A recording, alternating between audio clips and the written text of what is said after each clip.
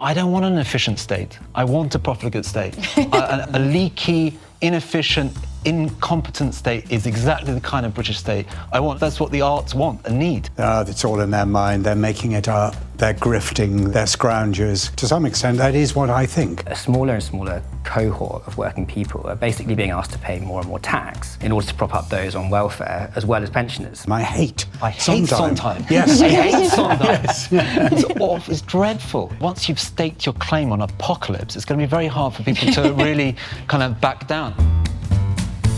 Hello and welcome to The Edition from The Spectator. I'm Lara Prendergast, The Spectator's executive editor, and the latest issue of the magazine has just gone off stone. The headline is Slob Story, and in it, Michael Simmons, our economics editor, looks at how Labour became the party of welfare. To discuss what's in his piece and many of the other pieces in this week's issue, I'm joined by our opinion editor, Rupert Hawksley, our arts editor, Igor Toronyi-Lalic, and our columnist, Matthew Parris. Thank you for joining. Rupert, could you start by setting out how this week's cover came about? Yeah, of course. So we discussed at great length and in a lot of detail, actually, this cover in Friday's editorial conference. There were other ideas that were mooted, sort of specifically whether or not it was the time to do a piece on Reeves's future and whether or not she could survive after delivering what was an almost universally hated budget. But we came back to welfare as it seems to be the issue that both defined the budget and I think will likely define this government if they can't get it under control. I think what came out in editorial conference was a real feeling of anger, and I think that anger is reflected across the country, that a smaller and smaller cohort of working people are basically being asked to pay more and more tax in order to prop up those on welfare as well as pensioners. And what I think Michael's piece, which we've headlined Shirkers' Rights, does so well is it kind of cuts through the euphemistic language of this government and deals in hard data. I thought I'd just give you a few little stats to give you a taste of the cover piece. So by the end of this decade, £1 in every 10 the government spends will go on working age benefits, which is extraordinary. And a person on £38,000 a year at the moment will hand over 2,000 of those pounds straight into the welfare system. So that's a real problem, and the government tried to get it sorted soon after their landslide victory, and as we know, their welfare reforms were voted down. So they're in a bit of a bind. And as I said, I think this is the issue that will define this government. One other point I just wanted to make about Michael's excellent piece is that it's actually quite a compassionate piece. It doesn't necessarily try to blame individuals, but looks at the system and argues that actually people on benefits would probably prosper from working. The NHS burden would come down, and the economy might get going, which is exactly what we need. So it's now or never for the Labour government. This problem isn't going away. And I think Keir Starmer and Rachel Reeves will be kaput if they can't fix it. And Matthew, were you surprised at all that Labour has raised taxes so much to pay for the welfare bill? No, because it's a Labour government. That's what Labour governments always do. That's what the Labour Party is for. That's what all the good men and women in it have got themselves elected to try to do, and we shouldn't expect any other outcome. The fact that this is exactly the wrong time in Britain's history to be doing this kind of thing goes above their heads. But I was interested in his statement a couple of days ago. I think the Prime Minister spoke about perverse incentives to not to seek work, and he was obviously talking about the mental health crisis and all the young people who are reporting mental health so they don't work. Perverse incentives is what I started writing about in the Times and the Spectator 2 years ago, and everyone ignored it or laughed at me and said you can't touch, can't hurt the disabled, but there is a perverse reverse incentive there, and I'm pleased the Prime Minister has recognised it, but his backbenchers won't. Igor, one of the conclusions that Michael then draws in his piece is he essentially says, what's the point of working? And when you were reading it, were you sort of inspired to down tools? I mean, not to down tools, but I mean, as the arts editor, I have to support anything that sort of feeds people kind of, in terms of welfare, that gives people money kind of unnecessarily, because as we all know, that's how kind of artists thrive. They essentially, that's, in the 70s and 80s, there's so many musicians and artists who say that the dole was the reason why they started in their profession. And I don't want an efficient state. I want a profligate state. An efficient state is China, is something that has total control, knows exactly where all the money goes. I don't want that state that knows where all the money goes. That a leaky, inefficient, incompetent state is exactly the kind of British state I want, and it reflects Britain, in terms of its sort of true nature. That's what the arts want and need. Matthew, in your column this week, you strike a compassionate tone on the matter of mental health. Could you set out your argument that you make? Like the best insights we ever get, it came from personal experience, because I'm one of those old codgers that it's all in their mind, they're making it up, they're grifting, they're scroungers. I don't believe in ADHD and all those things, and to some extent that is what I think. But I have a friend whose partner has been suffering for 7 years from what's called ME. I couldn't possibly pronounce the words for the word for which that's the acronym. But he has recently recovered quite suddenly after 2 fits of violent shaking, and he tells us, he's done a little YouTube video, tells us what it was like and how it was almost too tired to breathe, too tired to go up the stairs, too tired to talk to anybody for more than a couple of minutes. And because I know his partner and I know all about him, I know he's not like that. And I had a cousin, a lovely, lovely woman called Sally. She took her own life in the end. She wanted me to go with her to Switzerland, to Dignitas, and I would have been prepared to do it, but she jumped the gun. And she too was the opposite kind of person from what you would think would suffer from this. So I have to accept that there are people whose experiences belie my own prejudices.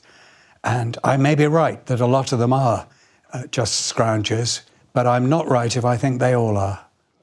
Rupert, one of the points that Matthew makes in his column is this idea that rationality is a delicate balance, and that rather than being a fixed state, it's something that we all are kind of subjected to. What did you make of that as an argument? Yeah, no, I mean, absolutely. I think, Matthew's quite right. You alluded in your piece to taking the gold bars down to Hatton's Garden, wasn't it? Yes. Did you sell them, by the way? Oh, yes, I did. Oh, you did? Yes. Oh, right, yeah, we were wondering in the office if they... The journey home was a lot less tense than the journey out. But no, you're totally right. I mean, I think mental health and rationality is a spectrum that all of us are on, and it's a journey that can vary from day to day.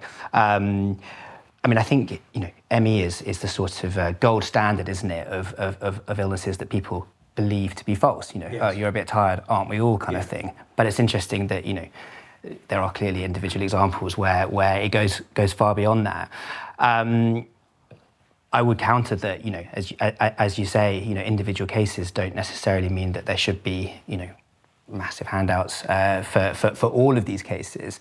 But I think you're totally right to say that rationality and mental health is a sliding scale. And the sadness, I think, is that people who are perhaps at the lower end of that scale and would benefit from going out to work and from seeing people and going to Christmas parties and all the rest of it are being held back and lumped in with people at the far end of the scale. And it's that lumping together of the two ends of the spectrum which I think is so damaging. And the extreme difficulty of diagnosis. If someone says they are very, very anxious and afraid to get on a bus, how do you prove that? Because there are such people.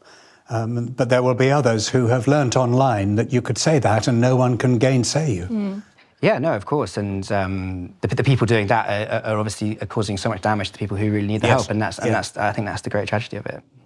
On the matter of physical health, in Rod Liddle's column this week, he makes the case for never going to the doctor because all you get is bad news. Igor, do you think that's a fair point to make?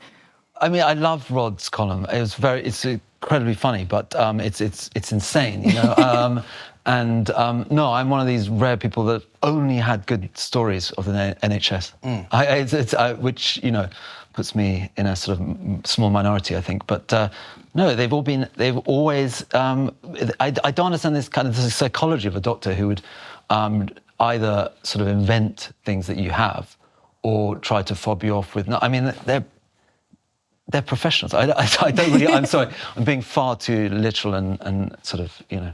I mean, I you know, it's not worth me trying to tell Rod what to do, because he certainly wouldn't listen to me or probably to anyone. But it's kind of, you know, heartbreaking reading his very funny column, because, you know, I had a stomach ache. My girlfriend said, "Oh, get over it. We've all had a stomach ache in our time." Turned out to be appendicitis, and was rushed into hospital that morning at about 3 o'clock. So, Rod, if you're listening, I urge you to get yourself down to GP ASAP. Yeah, but I see it from Rod's perspective. On a medical examination, he'd be told to lose a bit of weight, and he's probably tired of being told to lose a bit of weight. Why go to somebody to tell you something you don't want to do? We're going to move to the arts section now. Igor, this week you run a poll where various interesting writers have given their thoughts on what is the greatest artwork so far of the 21st century. Could you just do a quick preview of what's listed? Yeah, there's all sorts of stuff. Everything from the kind of the things that you might expect, like Jez Butterworth, Jerusalem, all the way through to TV programs like Succession, and then Christian Marclay's The Clock, all the way through to Just Stop Oil, actually, which is one of the funniest entries. Sam Critt's line, "It turns out that every painting is dramatically improved by having a screaming person glued to it," is one of the better lines. But, you know, as Richard Bratby says, it is a bit of a mug's game. It's very hard to say when you're very close up what's going to last in 300 years. And not least because, you know, the works that... There'll be something within the last 25 years that we don't even know about. I mean, I do a sort of little game of going through the centuries in my little entry. You know, what was the greatest of the first 25 years of the 17th century, the 18th century? Well, if you think of the 18th century, it's probably Vivaldi's Four Seasons. That disappeared and wasn't known about in any extent until the 20th century, and only became popular in the 1960s. So that's like 200 years later. So we have to think in those sort of vast kind of timescales. So there'll be something, we'll probably all be wrong. But it's interesting, it sort of divides between those people who really think aesthetically about the artworks, you know, the artwork kind of works on aesthetic grounds within itself, and those who want art to sort of speak to the time, which to me is wrong, because, you know, everything speaks to its time, and to sort of overload that element of it actually sort of tips things out of what art should be, which is an aesthetic, sensual experience. And I think those who sort of have chosen things that are sort of sensually incredible are the ones who are more on the right tracks, but, you know, who the hell knows?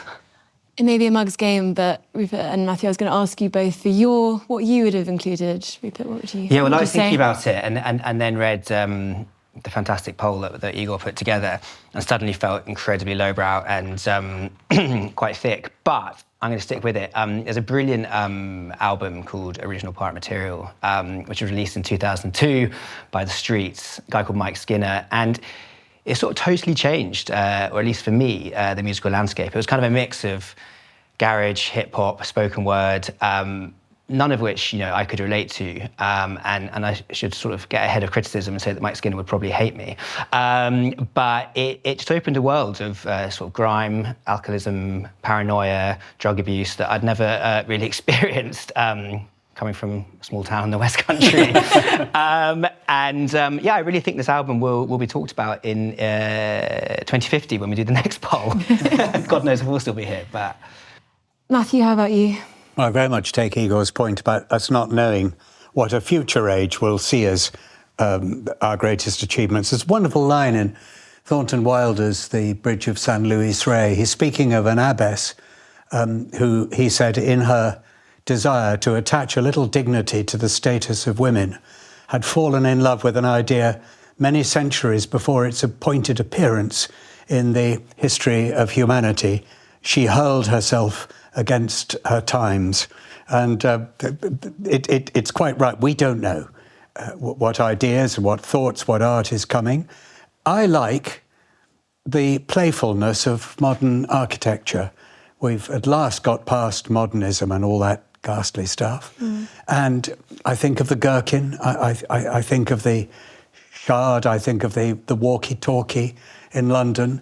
Well, Lynn Barber agrees with you. She's picked the shard. Oh, did she? Yeah, yes, she did. Yes. She described it rather wonderfully as, because everyone thought that it would overshadow St. Paul's. It doesn't. And she said it doesn't. It's the shard seems like a courteous servant waiting to take a plump dowager's coat. That's how she sees St. Paul's Cathedral in the shard. But it's architecture having fun. Absolutely, yeah. I love that. Staying with the arts, this week brought the sad news of Tom Stoppard's death, and we have Craig Raine, Peter Jones and Charles Moore all writing about Tom Stoppard in this week's magazine. Igor, what were your reflections when you heard of his death? I mean, it's terrible. I'm one of these people who's a Tom Stoppard skeptic. And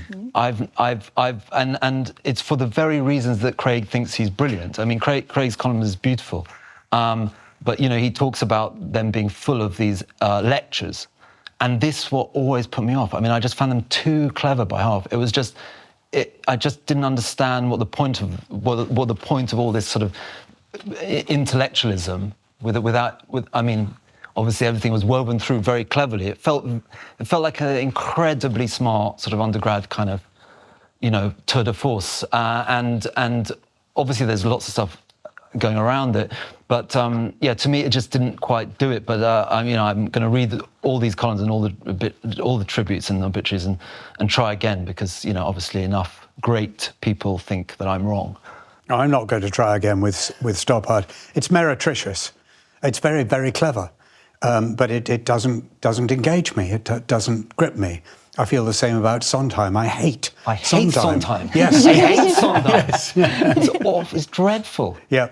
Anyway, sorry. No, I feel Tom Stoppard would probably be very, very happy to hear this glorious tribute from both sides of the table. But I won't be able to counter it either, because I'm less a Stoppard skeptic and more a Stoppard ignorant. But I was amused that the Sky News website led their story with, you know, Tom Stoppard, screenwriter of Indiana Jones or something, which kind of gave you some insight into the decline of. The Western brain, that we ignore all his great plays and go straight to the biggest film that he made. There was a great line in Craig's, which I'll probably butcher, but asked by a punter after the New York first night of Rosencrantz and Guildenstern are dead, what his play was about, Stoppard replied, "It's about to earn me a great deal of money," which I thought was absolutely brilliant. Yeah, it's a great line. Also, he has another line about him giving his kid words of advice about the same play, Rosencrantz, Guildenstern and Dead, because he was doing it as a set text for GCSE, and he got a C. Interesting what you say about going straight to something that he himself would regard as negligible. I did a guest chose Sondheim in one of my BBC Great Lives programmes, and I confessed that I just don't get Sondheim. I said, the only thing I really, really do like is Send in the Clowns. And my expert witness said, yes, he hated that. On the subject of lucrative matters, we have Matt Ridley also writing about how the climate change gravy train is somewhat coming to an end. He's looking at how these days people just aren't talking about matters of climate change as much. Matthew, is that something that you've observed? Well, I've certainly observed it. I mean, he reports a phenomenon that I think we've all observed, and I have enormous respect for Matt Ridley, but the public do get bored with things after a while, and because the climate change, as he would put it, fanatics, have so oversimplified and over-dramatised the case, I think that an inevitable mood of cynicism sets in. But that may obscure the fact that something is happening to our climate, and it probably has something to do with us. And Igor, he talks about Greta Thunberg having moved from climate change onto the matter of Gaza. I mean, do you think that's part of the issue here, that, as Matthew said, people are just getting bored of the subject? Yeah, people are getting bored, but it's going to be very hard. You know, once you've staked your claim on apocalypse, it's going to be very hard for people to really kind of back down. I mean, I've always wanted to sort of interview those people who are saying, you know, who say, oh, we've worked it out on Monday, the 26th of January, the world will end, and then we never go back to them, because what happens to these guys after it doesn't end, you know?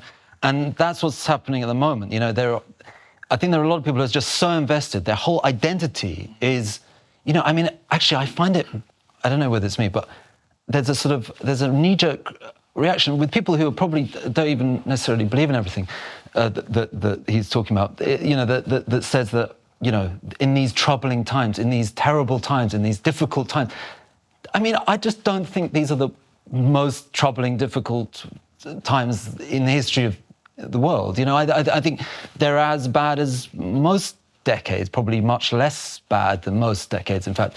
And it's very strange, this sort of recourse to this language. And I think it kind of, we just get fed so much sort of doomsaying in the arts, on TV, etc., that we just kind of absorb it. And I just don't know how everyone backs down.